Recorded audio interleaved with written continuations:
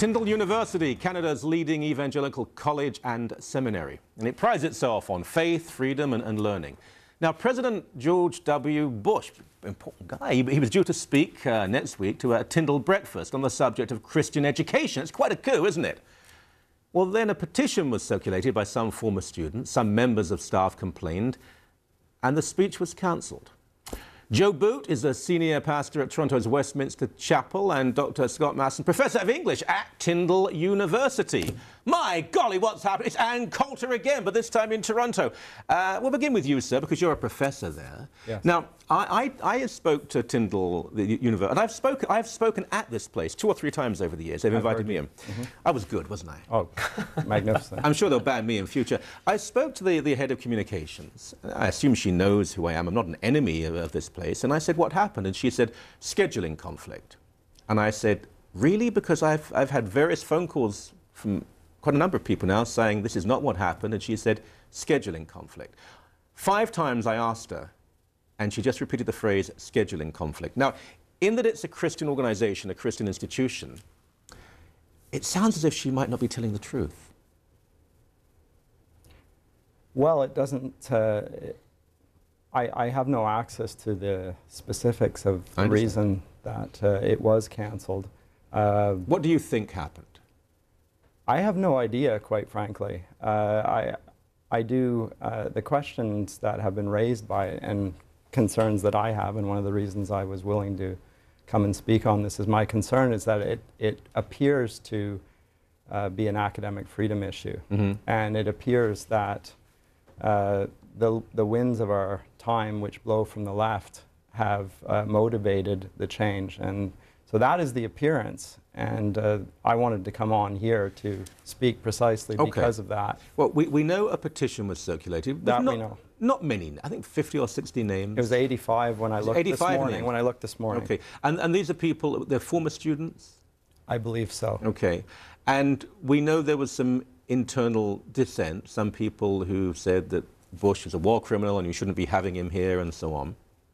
It does seem very unlikely that it was a scheduling conflict, in that a man like George W. Bush makes sure he can. I mean, there were some very major players to attend this breakfast, millionaires and so on. It was a fundraising opportunity of massive proportion, and it'll do enormous harm to Tyndale's reputation in the US, where they'll immediately be seen as being a liberal institution. So I'm not asking you to be concrete on this, but the idea that it was a scheduling conflict and had nothing to do with internal dissent and the petition surely is absurd.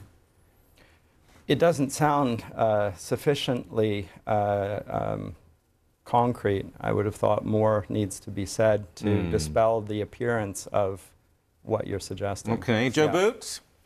You're not employed by them? No, I'm not. And I mean, I have very good friends at Tyndale. I have Tyndale University students at Westminster. Dr. Masson is one of my associate pastors at Westminster Chapel. We are for the institution. We are for Christians. We want Tyndale to have a good reputation in the city. My concern as a churchman, as a pastor, and somebody who is speaking to students all of the time, is for the reputation and the well-being of Christian education in Canada and in Toronto. Now, we've turned a bushfire, let's say, into a forest fire here. I think whatever the objections or opposition, internal or external, were to having Bush, you know, wherever some of these high-profile figures go, there's going to be some few people who want to, you know, picket the event or whatever. Well, that's their perfect right. Which is their right to do so.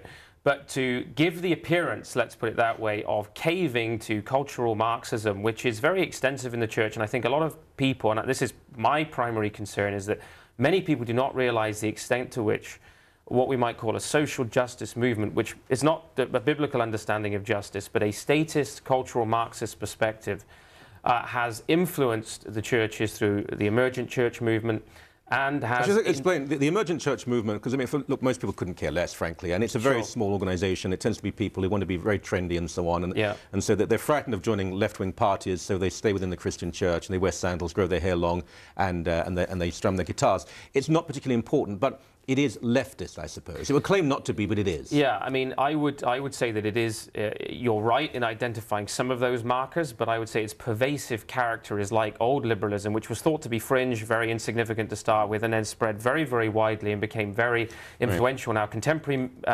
thinking and theology, missiology about justice issues is strongly leftist in its orientation, and that's my concern here. Tyndale is a college and university expanding rapidly. It's buying property in the area. It's doing very well. It's raising money. It's educating young people. George W. Bush, evangelical Christian. I don't agree with the Iraq war, for example. I think Afghanistan was completely justified, but so what? He also did enormous work in Africa with AIDS and poverty. People like Geldof and Bono refused to criticize him because they said he did such wonderful work. Partial birth abortion, effectively killing children. He put a stop to that. You can debate the man's legacy, as you'll be able to debate the legacy of Barack Obama. But I'm not a fool. This isn't. I do not believe for a moment it's about scheduling. Well, here's the profound irony, Michael, as I see it, and this was my preeminent concern and willingness to comment on the subject, was because the petition in particular, which apparently has been signed by a number of former students, and possibly even some faculty, identifies him as a war criminal. Now, the petition calls him a war criminal. The petition identifies Bush as a war criminal. And some serving faculty have signed this. Not that I'm aware of. But really? One faculty member did make a public statement about their opposition. We don't know. I have not seen the petition, so I don't know who signed it.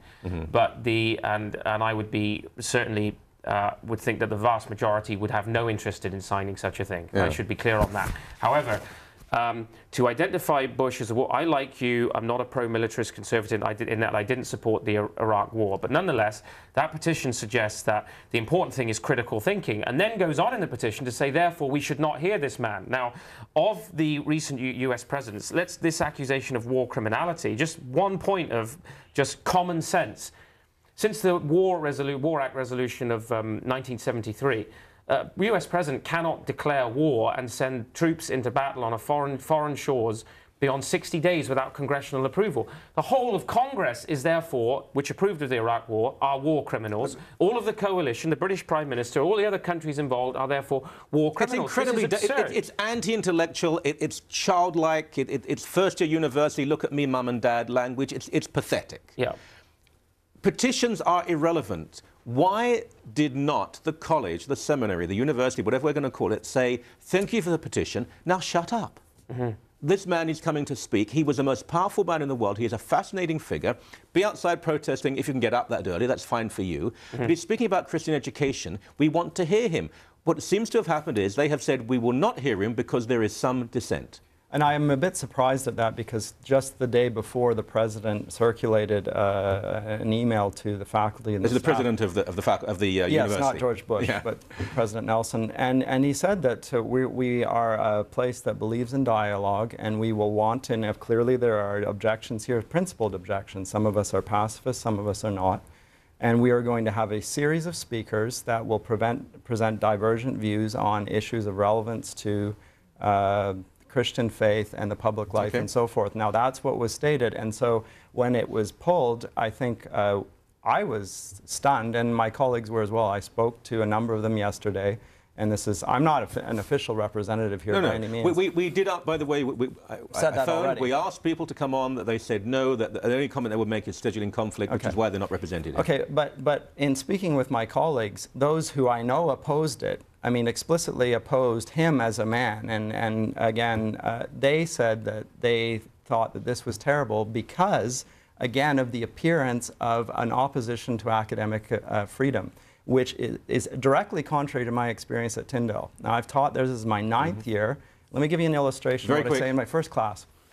Culture is, whenever you approach the world, it's like sailing in a boat. And if you, everyone who sails in a boat has a keel in their boat. What the keel allows you to do is to steer your ship. It also allows you to tack against the breeze. Now, if you don't have a keel and the wind blows, the boat goes over. And what that keel is history and culture that allows us to look at our culture differently. There are fundamental questions of honesty and integrity here. And I'll be totally blunt. I can't swear. It was outrageous the way I was treated on the phone. This, I think, was a lie. Scheduling conflict, repeated 4 and 5 times in a row. A man who is of interest, massive interest, not allowed to speak. This happened to Ann Coulter in Ottawa. And if a Christian institution, evangelical, is just replicating liberal academia, we're in huge trouble. That's the primary concern. I've got it. Gentlemen, thank you so very much indeed. Thank you. Thank you.